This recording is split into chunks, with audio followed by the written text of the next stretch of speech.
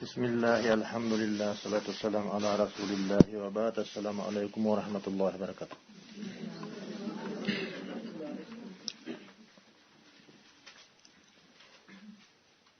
Bugünkü sabagımız saltu din jana al emme kayaktan payda bolgon en birinci al sözdü kim aytkan, anın aytkanına emne sebep bolgon. Ana uşul meselelerde bolmokçu.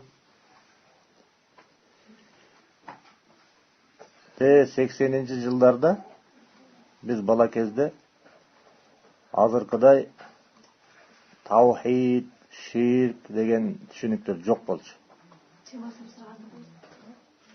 Ya. Saltu dindin tegeregindegi meseleler dep koydular. Al mezgilde saltu din, saltsız din degen sözler jok bolчu. Bir gana ellerin arasında düşünük boyunca din degende elder oşol ele ata babadan beri kalıptanıp kalgan dindi düşünç. Al din kanday ele. Misal üçün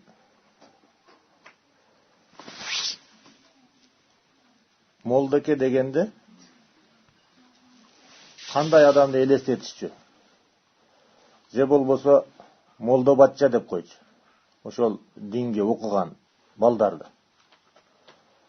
Sözsüz bulardın çaçı kırılgan boluş керек. Takır kırılgan boluş керек.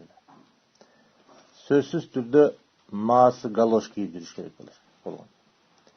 Çapan kiyip yürüş керек bolgan. Eger çaç koygan bolsa al molda emes, kebiröler musulman da emes diye esepteydi. Oşol mezgildegi din uşunday bolgan. Ata babalardan kalıptanıp kalgan, salt bolup kalgan din uşunday bolgan. Anan akırında Arap dünyası menen baylanış başlalıp ayat hadis degen sözde elder düşüne başladı. Oşol mezgilge çeyin alım degen adam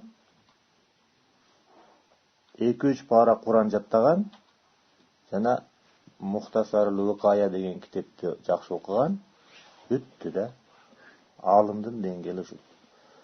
Tafsir hadis degende elder bilçimez.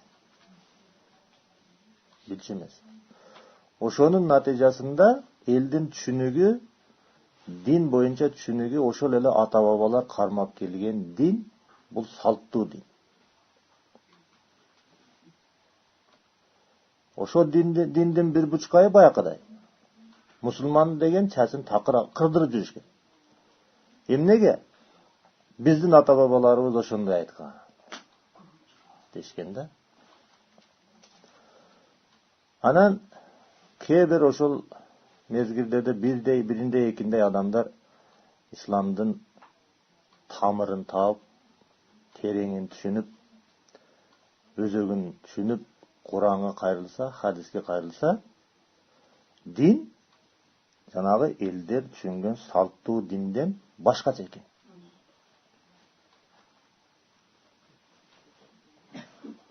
Kebir jaştar Arapça okup, anan Peygamberimiz sallallahu aleyhi ve sellem'din ömür bayan kitaplarına kayrılıp, oşuların arasında İmam Tirmizi'nin Şamail-i Muhammadiye deyen kitabı bulgun.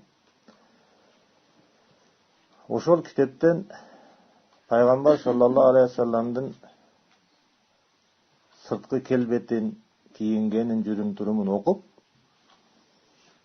karasa Peygamber sallallahu aleyhi ve sellem'din çaçı, kulağın jumşağından ötüp durgan eken. Anan sünnet eken dep Peygamberimiz çaç koygon eken dep çaç östürse bollar. Alardın ne deşti? Vahabi deşti.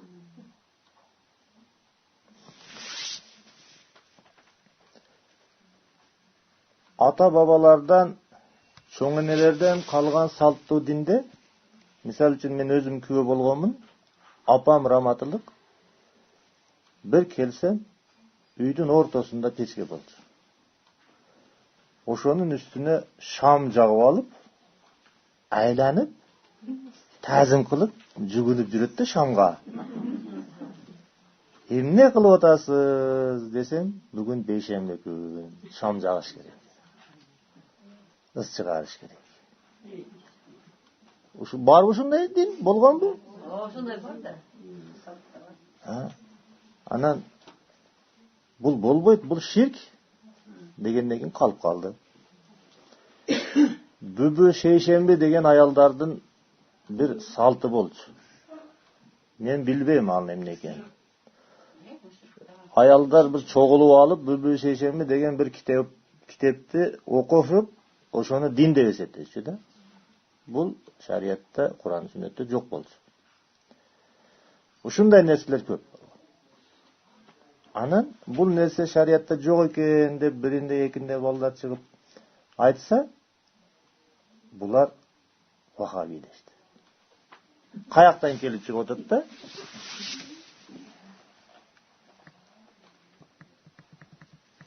Ар бир айылдарда өзүнүн сыйына турган жери болчу. Ар бир региондун өзүнүн ыйык жери болчу. Мисалы үчүн биздин айылда салтта элдин салты ошол да. Куш уясында көргөнүн кылат дегендей, мусулман бала туулуп, ата-энеси эмне кылып атат, кандай мусулманчылык кылып атат. Ошолорду ээрчип кетиш керек, ошол салттуу дин болгон да. Мисалы үчүн биздин айылдагы мусулманчылык салт боюнча бир сайдын боюнда мазар болгон. Кимдин мазары, ким ал, эч кимдин иши жок, ага кызыгышпайт элдер.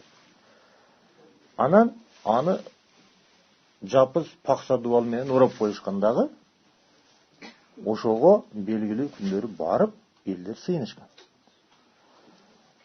Бирөө ооруп калса айтат эле, ал мазардын аты Ызырык буам. Ызырык, ал эмне экенин бирөө билбейт, эмне маани экенин бирөө билбейт.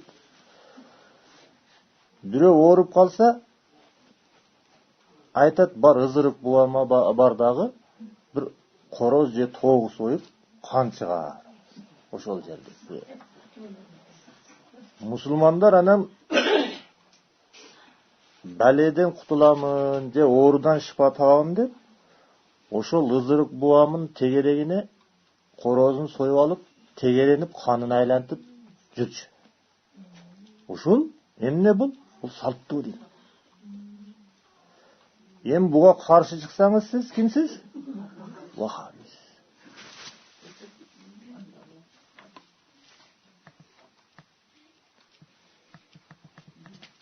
Сулайман тоомуна коштогу азыр деле сыйынышат. Ноокат жакта, Папан жакта Кожокелен деген жер бар. Анан Кожокелен ата деген мазар бар. Айылында мазары жоктор ошондой белгилүү мазарга барчу. Чогулушуп алып, койду алып алышып, автобуска салышып, барып ошол жакка. Жана Кожокелен атага арнап койду союп, ошол жеп ичип, сыйынып, кайтып келишчү.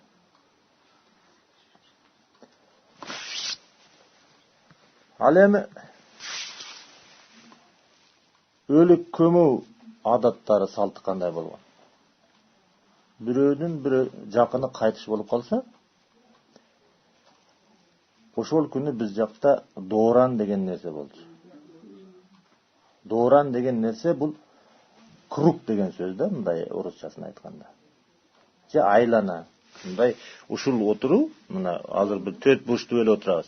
Мындай төгөрөк болуп отурса, ушу давра болуп калат да. Давра да. Ошо давраны бузуп кыргызчалар дооран деп койгон.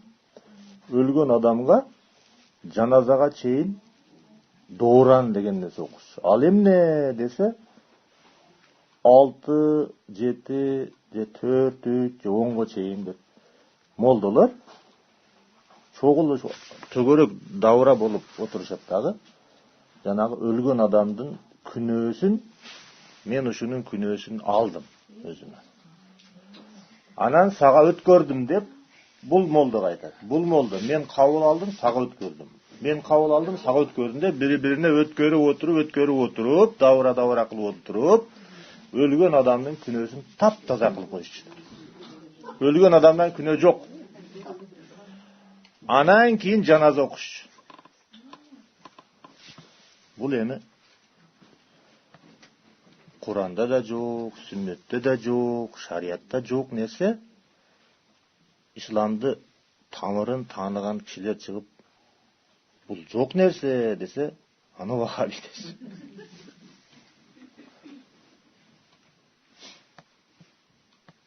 Анан жаназа окулуп көмүп келгенден кийин азыркы учурга чейин болуп турат бул нерсе. Мүржеде дагы бир адаттар бар болчу. Христиандарда өлүк өлгөндө ошонун атынан деп конфеттерди беришет. Көмүп атканда жыртыштарды беришет да. Бизде азыркы учурда деле бар экен. Мазардын башында ошо жыртыш тараткан нерсе. Бул христиандардан келген нерсе. Шариятта жок бул нерсе, Куранда жок, сүннөттө жок, бирок салттуу динибизде бар. Муну жасабасаңыз сиз кимсиз? Сиз салттуу исламга каршы адамсыз. Жаназа окуганда молдокелер жаназаны талашат да, мен окуйм. Эмнеге окуйсуң? Себеп жаназага чоң нерсе коюлат. Жаназа окуган адамга килем, кээ бир жерде торпок, кээ бир жерде кой. Иши кылса, бир ал жерде киреше бар да. Анан молдолор жаназаны талашчу. Ой, бул жаназа окуганга ак алмай жок дегендерди эмне дейчү? Ошондой дейчү. Анан өлүк өлгөндөн кийин bir жумадан кийин же 2-3 күндөн кийин азыр биздин тилибизде 4-күн. Бейшемби күн келчи. Анан биринчи бейшембилиги деп кой союп, элди чакырып, зияпат берип Куран окучу. Анан экинчи бейшембилиги, анан үчүнчү бейшембилиги, анан 40-лыгы, анан 52-лиги, анан жылдыгы. Мына ушундай нерселерди жасап, кадимкидей той сыяктуу кылып, союш союп, дүңгүрөтүп, эл чакырып Куран окушу. Исламды билгендер, исламды тамырынан билгендер пайгамбар саллаллаху алейхи вассаламдын өмүр баянын окуп, пайгамбарыбыз бир канча өлүк көмгөн экен, кыздар өлгөн экен, балдар өлгөн экен. Сахабалардын балдары өлгөн экен, туугандар өлгөн экен. Андай нерсе болбоптур да. Мусулман өлгөндө эмне экен калгандардын милдети? Жаназасын окуп коюш, аны аркасынан дуа кылып коюш, бүттү. Биздикилер болсо мындай нерселерди жасап атат. Бул эмне? Бул ата-бабадан салт болуп калган нерсе. Качан ким салт кылган? Белгисиз. Жок, бул нерсе жок десең, сен вахабисиң.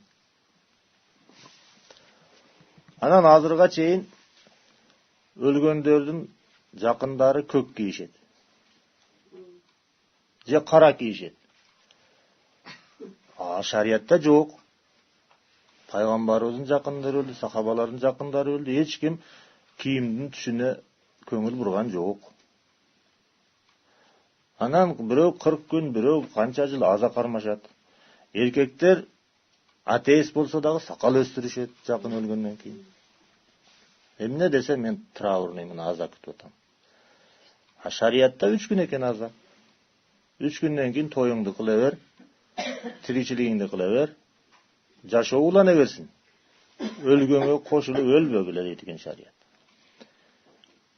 Биздин салтыбызда болсо, өлгөнгө кошулуп өлүш керек экен.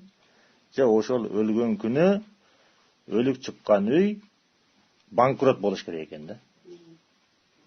Жана жылкы союп, бейшембисин өткөрүп, 40-ын өткөрүп. Эми мындай кылбагыла дегендер, булар фундаменталист, Salafi жоқ аланда, вахабист, фундаменталист деген аттарға конушу. Анан үйленгенде, же турмушка чыкканда, анда союз мезгили кызыл той деген бар болчу да. Кызыл той же болбосо комсомол той. Бул дагы салт болуп калган. Мусулмандар эле ошондой кылып атат. Молду дагы ошондой кылат, кожо дагы ошондой той кылат да. Анан исламды кармагандар фундаменти менен кармагандар, өзөгү менен кармагандар. Жок, шариятта жок, мусулман андай кылбайт десе вахаби болчу. Үйленгенден кийин перзент көрөт. Уул перзент болсо 2 кой, кыз перзент болсо 1 кой деген нерсени ал мезгилде эч ким түшүнбөйт эле. Акыйка деген нерсени билбейт эле адамдар. Алардын акыйкасы эмне?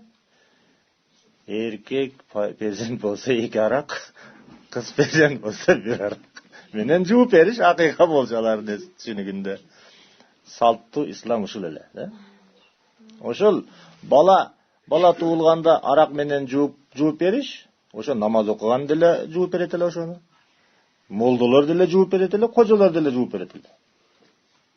Бала көргөндө арак куюп берет эле, да? Бул салттуу ислам. Кабыл алыш керек. Кабыл албаганга болбойт. Каршы чыксаң сен вахабист.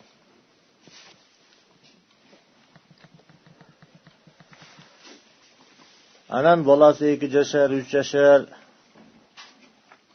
же 7 жаш болгондо сүннөткө отургузушат.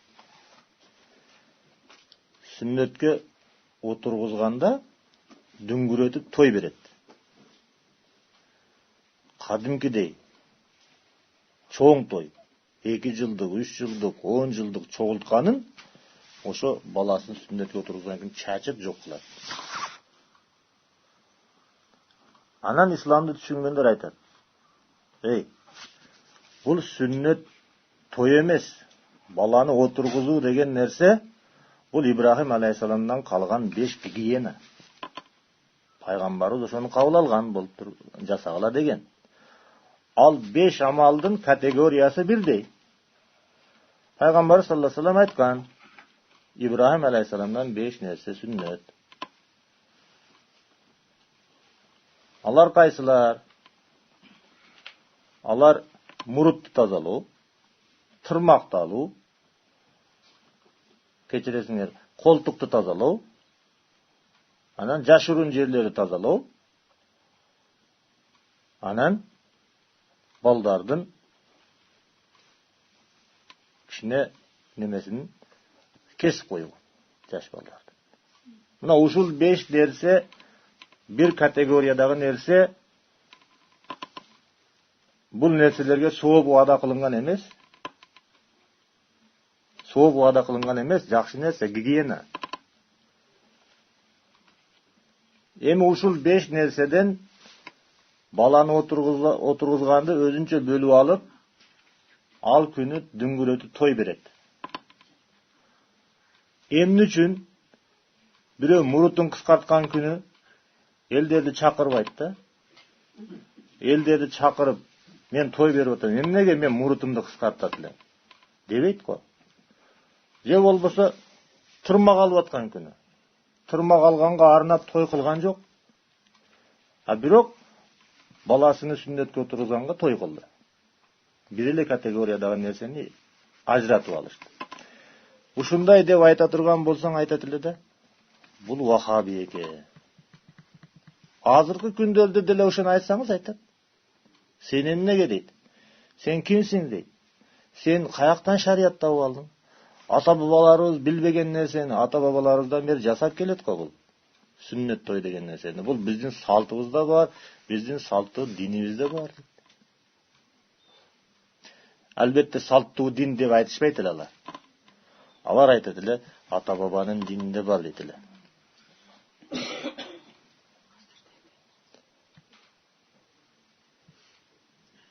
Мына ошондой нерселер болгон. Кайсы бир адам исламдын 2 пайдалуу болгон Куран менен сүннөттү кармаймын. Ата бабаларыбыздын салты ал Куранга туура келсе бар, туура келбесе жок десе, аларды ар кандай аттарды, лакаптарды коюшкан.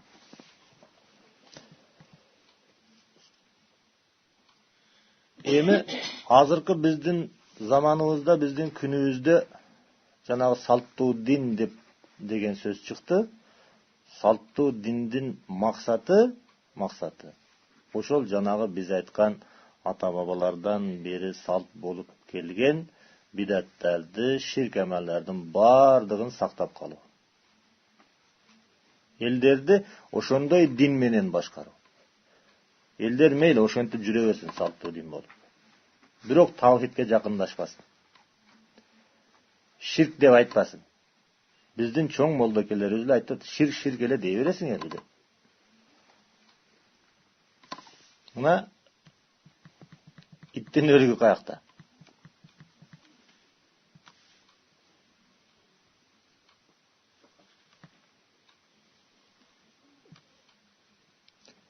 Салттуу дин дегени орустардан келген бизге традиционный ислам деп. Арабтарда ал-исламу тақлиди дейт. Ал-исламу тақлиди дегени жана куш уясында көргөнүн жасайт. Бала туулат, өзүнүн чөйрөсүндө кандай динди көрөт, ошону ээрчип дин кармап жүрө берет. Чатагы жок, ал туурабы, туура эмеспи? Менин улутум, менин жерим, менин айылым, менин шаарым ушундай динди кармады, мен да ушундай болом дегени ал-исламу тақлиди же болбосо ээрчиме дин, туурама дин деген сөз.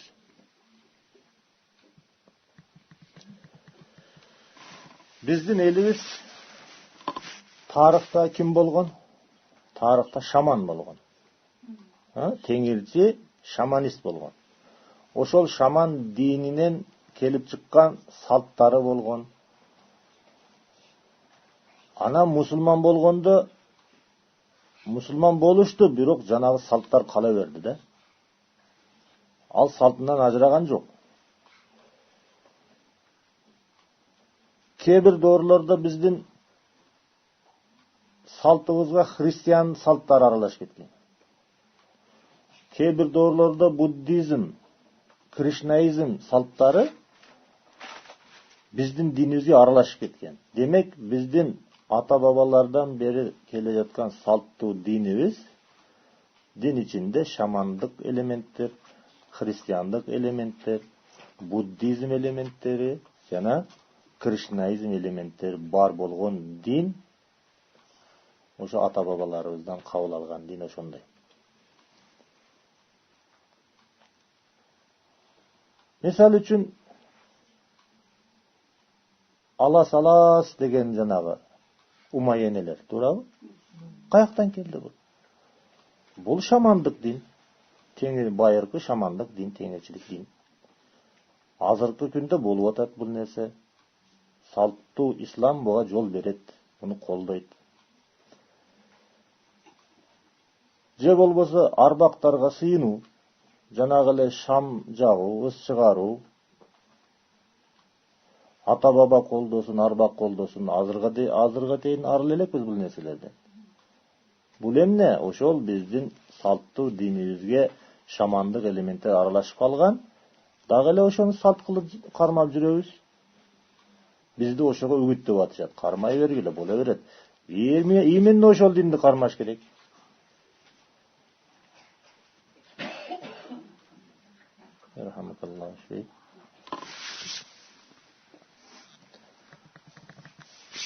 Мусулман адам түндө бара жатса, алдынан кара мышык өтүп кетсе, арка кайтып кетет. Өтпөйт ошол жерден. Бул эмне? Бул христиан дининин салты. Исламда жок, христиан дининин салты. Мусулман жасап атат ошону. Салттуу мусулман жасап атат.